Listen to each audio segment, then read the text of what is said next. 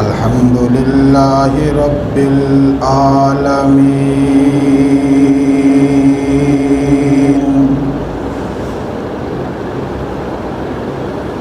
والعاقبة للمتقين والصلاة والسلام على سيد الرسل الصلاة والسلام على سيد الرسل وخاتم النبيين وعلى آله وأصحابه الطيبين الطاهرين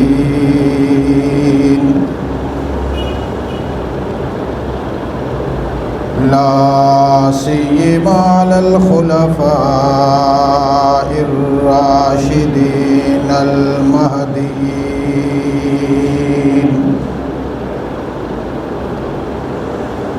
ولعنة الله على أعدائهم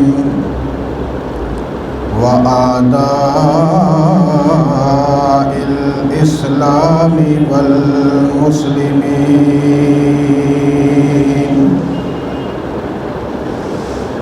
أما بعد أعوذ بالله من الشيطان الرجيم بسم الله الرحمن الرحيم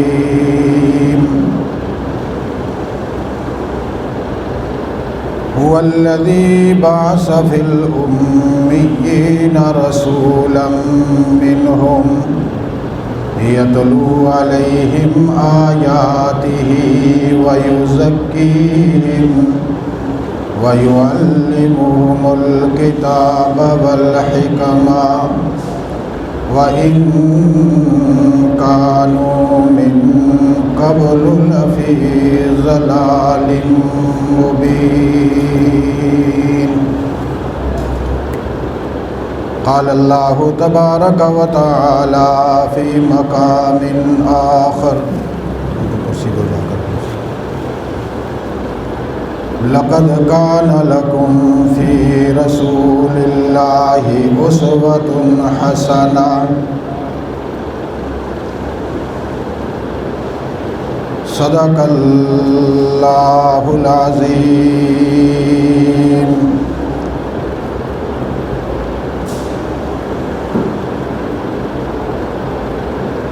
اللهم صل على سيدنا ومولانا محمد وعلى آل سيدنا ومولانا محمد وبارك وسلم وصل عليه صلاة دائما أبدا أبدا على حبيبك خير الخلق كلهم هو الحبيب الذي ترجى شفاعته لكل حول من الأحوال مقتحم. یہ کرسی ٹوٹی ہوئی ہے وہ گریں گی، وہ لوہے والی دے دو نا، سامنے رکھی ہوئی.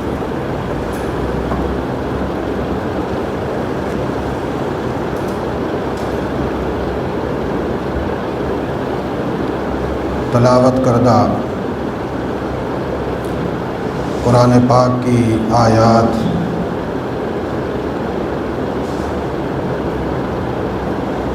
اللہ کے رسول صلی اللہ علیہ وسلم کی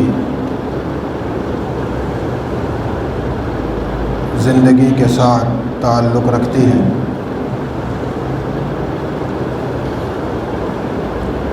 جیسا کہ اسی عنوان کے ضمن میں حضرت ابو ذر غفاری رضی اللہ تعالی عنہ کی بیان کردہ روایات میں سے ایک روایت جس کا کچھ حصہ گزشتہ جمعہ آپ حضرات کے سامنے پیش کیا.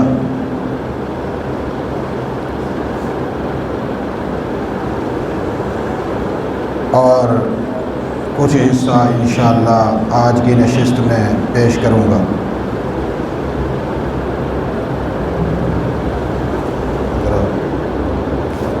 گدے ادھر آؤ، ادھر آؤ۔ کرسیاں کہاں چھوڑی ہیں مسجد کی؟ کرسیاں لے کر آؤ یہاں، دوسری بات اور لے کر آؤ۔ کہاں ہے وہ؟ لے کر آؤ، جو لوہے والی ہے لے کر آؤ ساری۔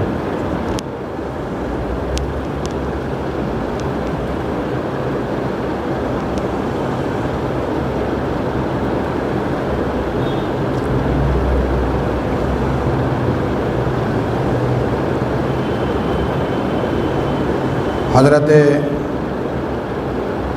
ابو ذر غفاری رضی اللہ تعالی عنہ نے اللہ کے رسول صلی اللہ علیہ وسلم سے تنہائی میں جو سوالات کیے،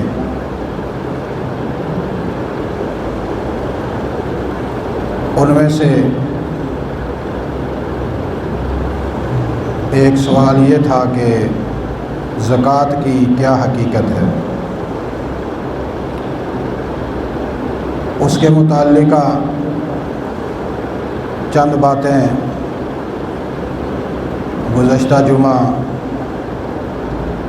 آپ حضرات کے سامنے رکھی تھی۔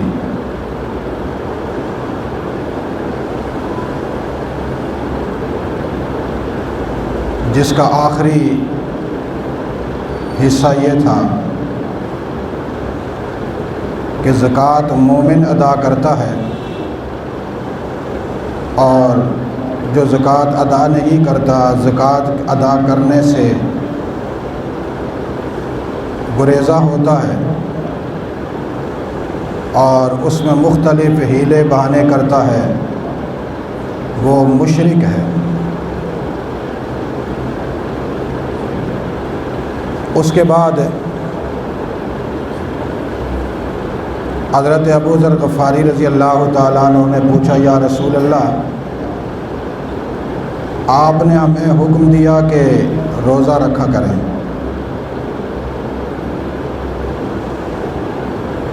یہ بات تو ہمیں سمجھ میں آ گئی کہ روزہ ہے، اللہ کا حکم ہے،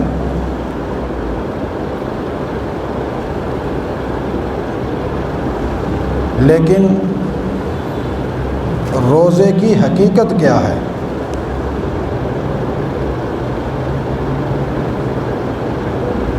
اللہ کے رسول روزے کی جو حقیقت ہے اس کے حوالے سے مجھے آگاہ فرما دیں۔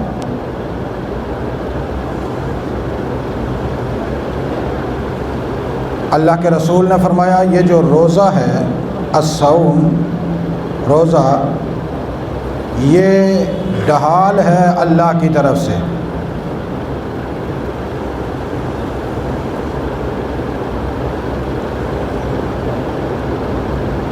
مومن کے لیے ڈھال ہے۔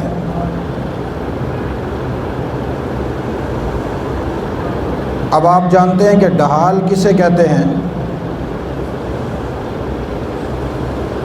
ڈھال وہ ہتھیار ہوتا ہے کہ جس سے مجاہد اپنے جسم کو دشمن کی وار سے بچاتا ہے۔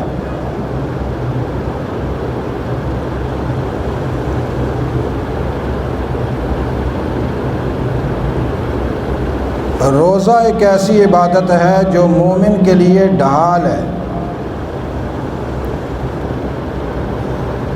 چونکہ مومن کا دشمن شیطان ہے، اور شیطان ہر وقت ہمہ وقت مومن پر حملہ آور رہتا ہے۔ یہ بات ذرا نوٹ کیجئے گا، حملہ کرنے کی کوشش کرتا ہے یہ بات نہیں، ہر وقت حملہ کرتا ہے، کرتا رہتا ہے، کر رہا ہوتا ہے۔ کوئی لمحہ ایسا نہیں کہ جب شیطان مومن پر وار نہ کرے، اور اگر شیطان کفر کے انداز میں وار کرے تو کوئی بری بات بھی نہیں اور کوئی مشکل بات بھی نہیں، اس لیے کہ جب کفر کے انداز میں وار کرے گا تو ہمیں پتہ ہوگا کہ یہ شیطان کی طرف سے ہے اور حملہ بھی کافرانہ ہے۔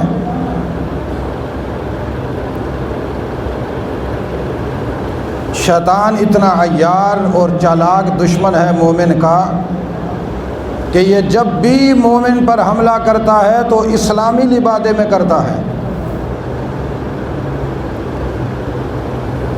اس کا اپنا ظاہری حلیہ بھی اسلامی ہوتا ہے اور اس کے افکار و نظریات بھی اسلامی ہوتے ہیں۔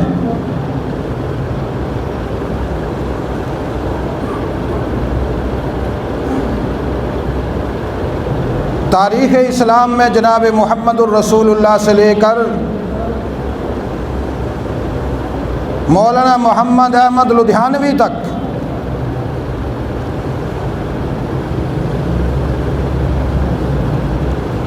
جتنے اسلامی رہنماؤں کے ادوار ہیں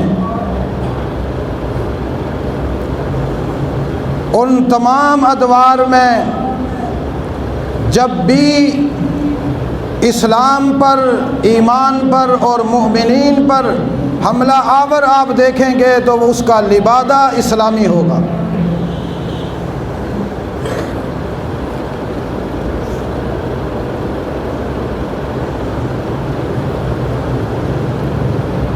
اور وہ اسلام کے رنگ میں، اسلام کے روپ میں، اسلام کی ذی میں، اسلام کی شکل میں، اسلام کے تجسم میں، اسلام کی تجسیم میں وہ اہل ایمان پر حملہ کرتا ہے۔ اللہ کے رسول نے فرمایا کہ جو مومن روزہ رکھتا ہے تو یہ روزہ اس کے لیے ڈھال بن جاتا ہے، ایسے آدمی پر شیطان وار نہیں کر سکتا۔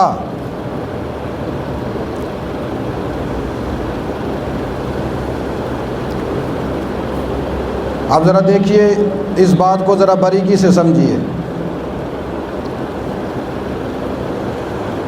روزہ کہتے ہیں حلال چیزوں کو چھوڑنے کو،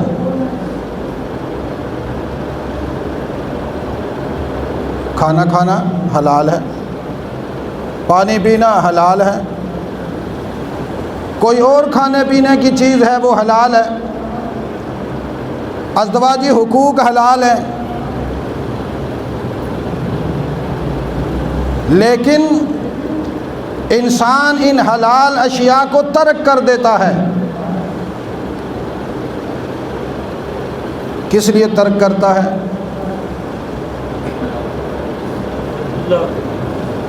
اللہ کے لیے۔ کس لیے ترک کرتا ہے؟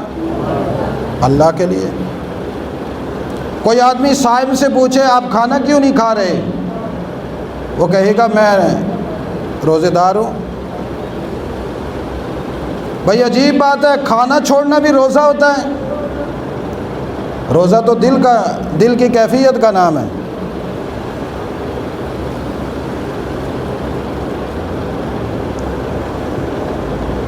دل سے نیت کر لو، دل صاف رکھو، روزہ نہیں ہوگا؟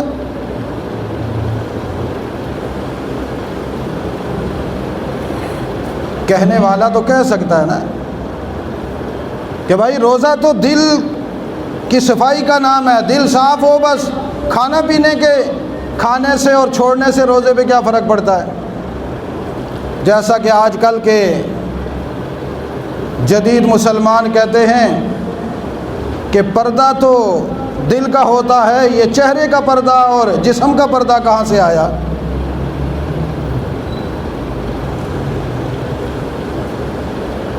کہتے ہیں یا نہیں کہتے؟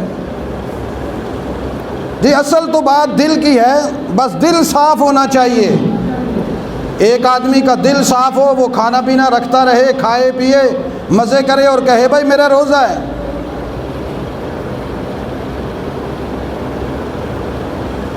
تو آپ اس کو روزے دار کہیں گے؟ اونچی آواز سے۔ روزے دار ہوگا۔ ایک آدمی نماز کی جو ظاہری حیت ہے 5 اوقات کی وہ بجا نہیں لاتا، فرائض نہیں ادا کر رہا، ظہر کے، عصر کے، مغرب کے، عشاء کے، نماز کی ظاہری جو صورت ہے وہ نہیں، وہ کہتا جی میں نے دل سے نماز ادا کر لیا، اصل تو دل کا معاملہ ہے، دل اللہ کے لیے صاف ہونا چاہیے بس،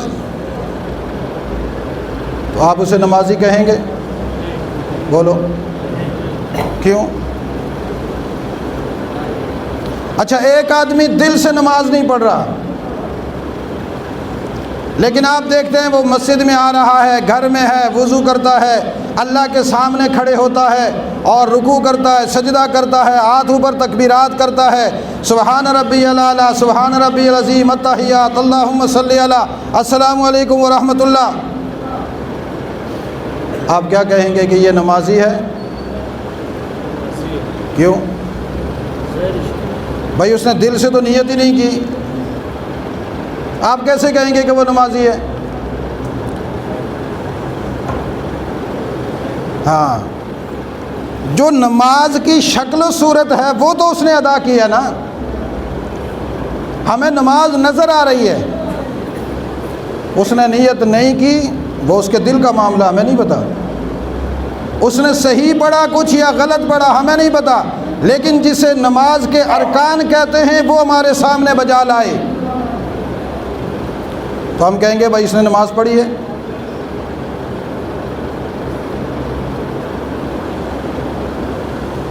یہاں پر میں درمیان میں یہ بات آ گئی تو میں بڑی باریکی سے ایک بات سمجھا دوں۔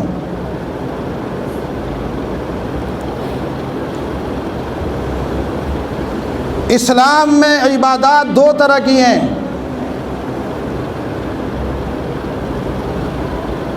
کچھ عبادات وہ ہیں کہ جن کی ظاہری شکل و صورت کا بجا لانا ضروری ہے، اگر وہ عبادات اپنی اس شکل میں وجود میں نہ آئیں تو اس کو عبادت نہیں کہا جاتا۔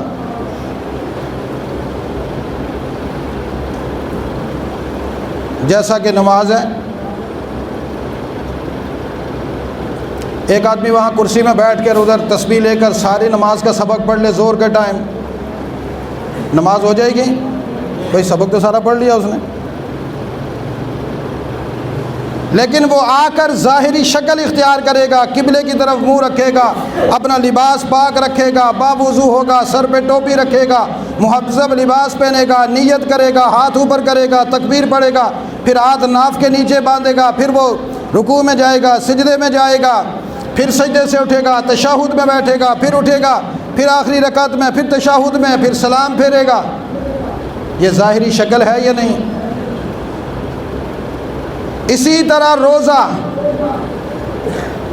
سحری کے وقت اٹھے گا، سحری کھائے گا، پھر نیت کرے گا، پھر پورا دن کھانا پینا ازواجی حقوق سے بچا کر رکھے گا، افطاری کے وقت غروب شمس کے بعد وہ افطار کرے گا، دعا پڑھے گا، پھر نماز پڑھے گا۔ ظاہری شکل ہے یا نہیں؟ حج بیت اللہ، یہاں گھر سے نکلے گا، سفر باندھے گا، احرام باندھے گا، حدود حرم میں پہنچے گا، وہاں کے جتنے حج کے اراکین ہیں وہ ادا کرے گا، مزدلفہ جائے گا، منا جائے گا، میدان عرفات جائے گا، خطبے سنے گا، طواف کرے گا، ساری ظاہری شکل و صورت ادا کرے گا، تو اسے کیا کہیں گے؟ حاجی۔ کیا کہیں گے؟ اونچی آواز سے کیا کہیں گے؟ اور اگر 2 دفعہ چلا جائے تو الحاج۔ پھر وہ اپنا نام لکھواتا ہے، جی میرا نام ہے الحاج محمد اقبال۔ بھائی محمد اقبال نام ہے نہیں، جی میں الحاج بھی ہوں، الحاج لکھو۔ میں نے بعض لوگوں کو دیکھا نا، وہ شادی پہ جاتے ہیں جہاں نندرا لکھواتے ہیں تو وہاں کہتے ہیں لکھو جی الحاج فلانا صاحب۔ بھائی الحاج کے بغیر بھی پر لوگوں کو پتہ ہے تو الحاج ہے۔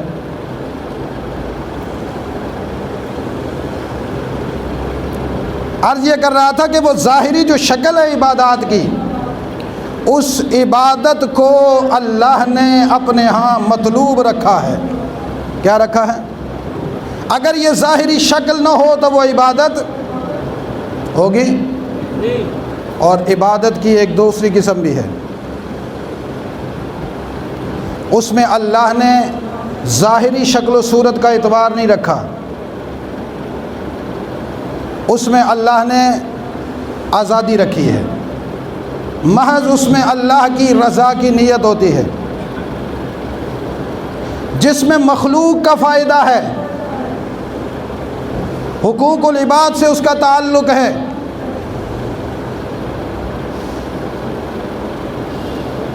مثلا صدقہ کرنا، خیرات کرنا، یہ کیا ہے؟ عبادت ہے نا، لیکن اس کا تعلق کس سے ہے؟ مخلوق سے ہے۔ کس سے ہے؟ اونچی آواز سے، کس سے ہے؟ ایک عبادت وہ جس کا تعلق اللہ سے ہے، نماز، روزہ، حج۔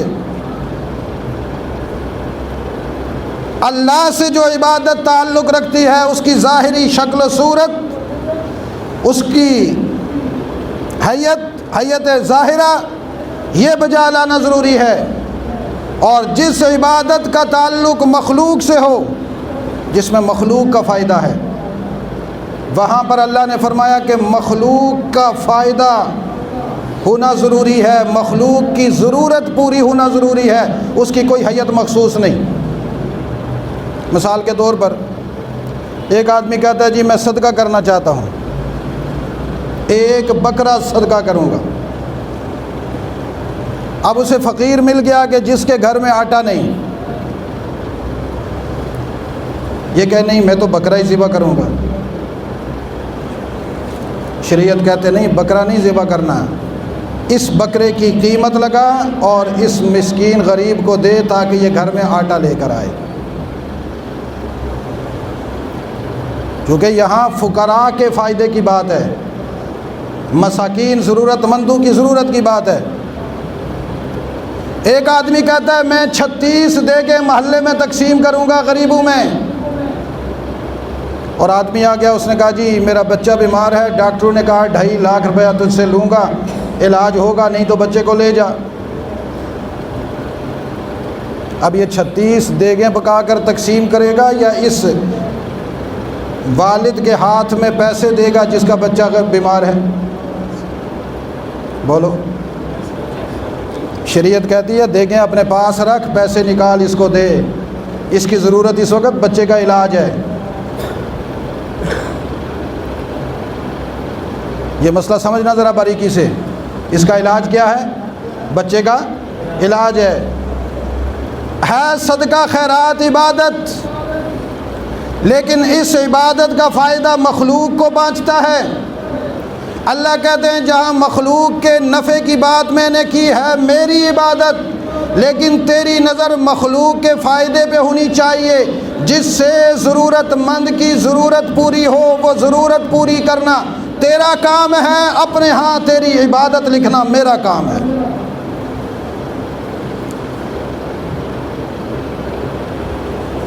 اب قربانی آتی ہے تو قربانی میں جانور ذبح کرنا اللہ کے لیے عبادت ہے یا قربانی کے پیسے کسی غریب کو دے دینا عبادت ہے؟ اونچی آواز سے، اور اونچی آواز سے، ہاں؟ تو آپ مسئلہ سنتے ہوتے ہیں قربانی کے دنوں میں کہ اتنے جانور ذبح کرنے کے بجائے یہ پیسے اگر غریبوں میں بانٹ دیے جائیں تو غربت ختم ہو جائے گی۔ یہ لوگ بیان کرتے ہیں یا نہیں کرتے؟ بڑے بڑے ذمہ دار لوگوں نے پچھلے عرصے میں یہ فتوے دیے ہیں کہ اس دفعہ اگر قربانی نہ کی جائے وہ کروڑوں روپے جو جانور کے ضائع کرنے میں لگیں گے وہ غریبوں کو دے دیے جائیں۔ شریعت کہتی ہے نہیں، قربانی کی ظاہری شکل اس کا فائدہ غرباء کا نہیں، یہ مخصوص ہے اللہ کے لیے، لہذا اس موقع پر یہی عبادت کرنا ضروری ہے۔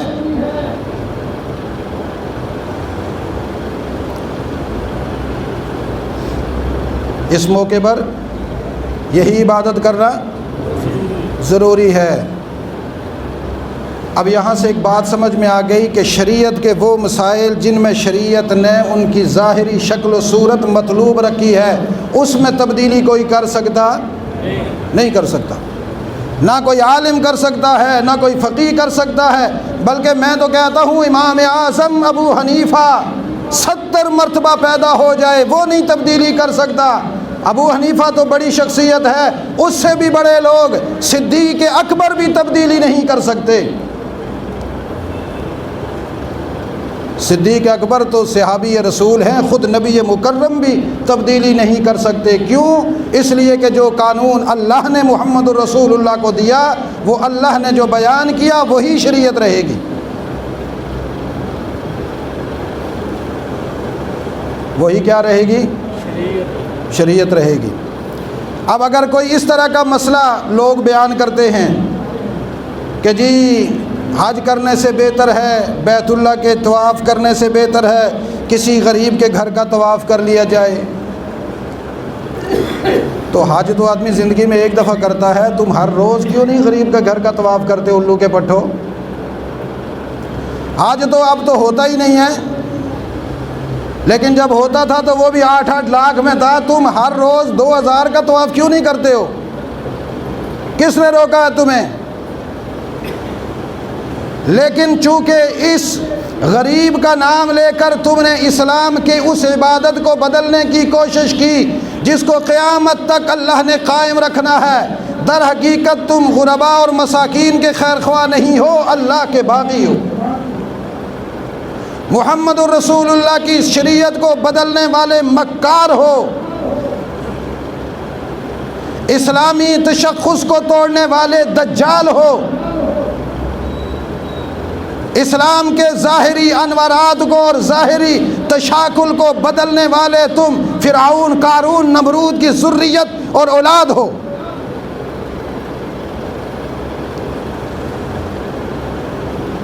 اب یہ حربہ شیطان کرتا ہے، بولیے کون کرتا ہے؟ اونچی آواز سے کون کرتا ہے؟ اور میرا یہ سادہ دل مسلمان فوراً بدل جاتا ہے۔ اس لیے حضرت رسول کریم صلی اللہ علیہ وسلم نے فرمایا، ابو ذر یہ جو روزہ ہے نا یہ جنہ ہے، جنہ، روزہ ڈھال ہے۔ اس بندے نے اللہ کو دیکھا نہیں، اللہ نے کہا کھانا پینا ازواجی حقوق چھوڑ دے، اس نے محمد الرسول اللہ کی زبان پہ اعتماد کیا، چھوڑ دیا۔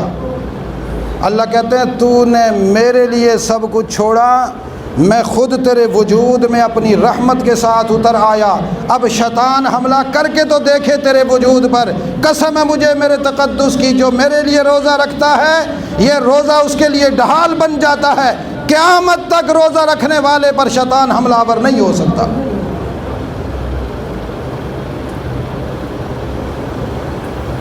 شیطان حملہ آور، اونچی آواز سے، اس لیے روزے کا اہتمام کیا کرو۔ اللہ کے رسول ہر جمعرات کو روزہ رکھتے تھے، ہر جمعرات کو، ہر سوموار کو روزہ رکھتے تھے، ہر سوموار کو روزہ۔ سوموار کس کو کہتے ہیں؟ پیر کس کو کہتے ہیں؟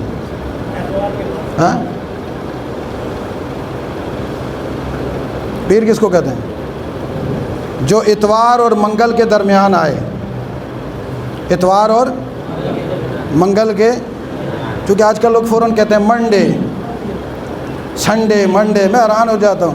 ابھی پچھلے دنوں میں گاؤں میں تھا تو وہاں ایک کارڈ آیا، انگلش میں شادی کارڈ لکھا ہوا، میں نے کہا در لعنت تم پر، تو مسلمان ہو، پاکستانی ہو، لوکل ہو، تمہیں شرم نہیں آتی ہے؟ شادی کارڈ بھی انگلش میں لکھتے ہو، تیرے باپ دادا انگریز گزرے، اردو میں لکھتے ہوئے تمہاری توہین ہوتی ہے ذلیلو۔ یا تو کہو ہم انگریز کی اولاد ہیں تو پھر تو بات ٹھیک ہے، اور اگر تم پاکستانی ہو، قومی پاکستانی ہو، پھر تمہاری ہر تحریر میں اردو ہونی چاہیے۔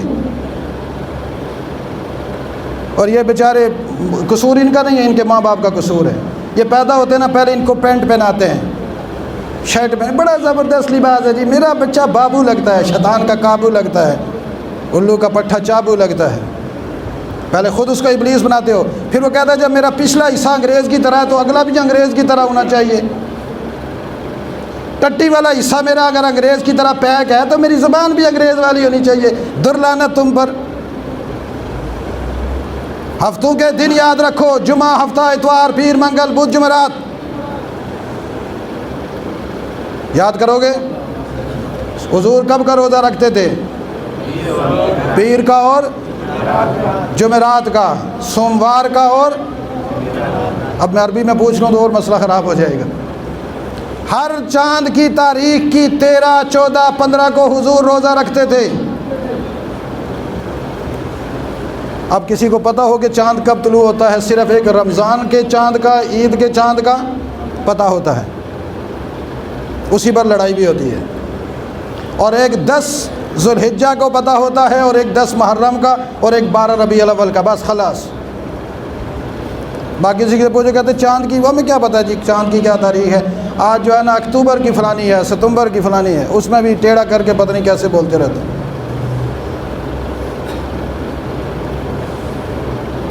چاند کی قمری مہینے کے حساب سے 13 کو روزہ رکھنا رسول اللہ کی سنت، 14 کو رکھنا، 15 کو رکھنا، ایام بیز ہیں یہ، کیا کہتے ہیں ان کو؟ ایام روشن ترین دن، چاند فل اپنی جوانی پر ہوتا ہے، 13 کی، 14 کی، 15 کو چاند اپنی سجیلی جوانی پر ہوتا ہے۔ حضور نے فرمایا ان دنوں میں محمد اس لیے روزے رکھتا ہوں جیسے چاند اپنی فل جوانی پر ہے، میں محمد کا ایمان بھی جوانی پر ہے، جو میری اتباع میں ان دنوں میں روزے رکھے گا اس کا ایمان بھی چاند کی طرح چمکتا رہے گا، اس کا دل بھی چمکتا رہے گا۔ یہ روزے حضور نے رکھ کر امت کو تعلیم دی، روزے رکھو گے تمہارا جسم محفوظ ہو جائے گا شیطان کے حملے سے، چونکہ روزہ تمہارے لیے ڈھال بن جاتا ہے۔ یہ نفلی روزے ہیں، سنتی روزے ہیں، اور رمضان کے روزے تو رمضان کے روزے ہیں۔ تو روزہ کیا ہوا ابو ذر؟ یہ ڈھال ہے مومن کے لیے۔ اور فرمایا کہ جب کوئی بندہ روزے رکھتا ہے، ٹائم نہیں میں اس کی اور تفصیل کرتا، ذرا اور اتر جاتا اس سمندر میں۔ روزے دار کو 2 فرحتیں ملتی ہیں، للصائم فرحتان، یہ جو روزہ رکھتا ہے نا اس کو 2 فرحتیں، 2 لذتیں، 2 خوشیاں ملتی ہیں۔ ایک جب یہ افطار کر رہا ہوتا ہے اس وقت ملتی ہے، اور دوسری اس وقت ملے گی جب اپنے رب سے ملاقات کرے گا۔ اب افطاری جب ہو رہی ہوتی ہے، کچھ گھر میں ہو یا نہ ہو دسترخوان بھرا ہوا ہوتا ہے یا نہیں ہوتا؟ پیسے بھی نہیں ہوتے، دسترخوان پھر بھی بھرا ہوا ہوتا ہے۔ غریب سے غریب آدمی کے بھی دسترخوان پر 5-6 چیزیں آ جاتی ہیں۔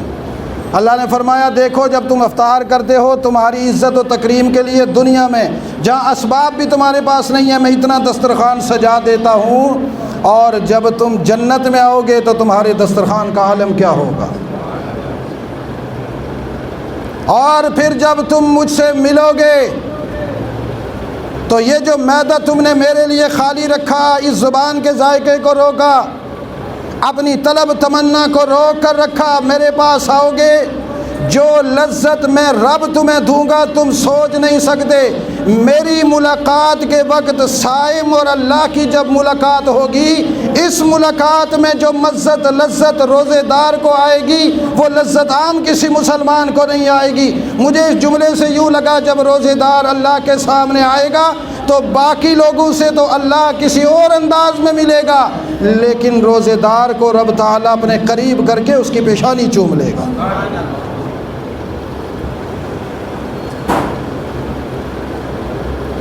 حضور نے فرمایا 2 فرحتیں ملتی ہیں، روزہ رکھو گے، اونچی آواز، کوشش کرو کہ سوموار کا روزہ ہو، جمعرات کا روزہ ہو، ایام بیس کے روزے ہوں، تاکہ شیطان کا حملہ ہم پر نہ ہو۔ اور روزہ تم رکھ لو، تمہارے منہ سے بدبو آئے گی، لوگ کہیں گے بدبو آتی ہے، میں خدا کہتا ہوں خوشبو آتی ہے۔ تم ڈکار مارو لوگ تنگ ہوں گے، میں رب عرش برین پر تمہارے اس ڈکار پر بھی خوش ہوتا ہوں۔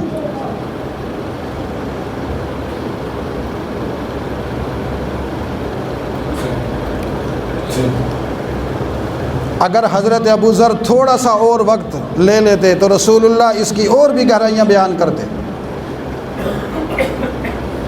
اب خلاصہ یہ ہوا آج کی گفتگو کا، حضرت ابو ذر غفاری نے رسول اللہ صلی اللہ علیہ وسلم سے پوچھا، یا رسول اللہ روزے کی حقیقت کیا ہے؟ تو حضور نے فرمایا روزہ ڈھال ہے مومن کے لیے۔ کیا ہے؟ اور اسی ڈھال کے ضمن میں نے اتنی لمبی بات اس لیے باریکی سے سمجھائی تاکہ آپ کو پتہ چلے ڈھال ہے کیا۔ اور روزے دار جو ہے، روزے دار روزہ رکھنے والا، قیامت والے دن پوری امت سے الگ اس کی لائن ہوگی، انفرادی، ممتاز۔ اللہ تعالی ہمیں عمل کرنے کی توفیق نصیب فرمائے، اور اللہ تعالی ہمیں دین کے ان اعمال پر جس سے اللہ کی ذات سے بندے کی پوری نسبت پیدا ہوتی ہے وہ اعمال کرنے کی توفیق نصیب فرمائے۔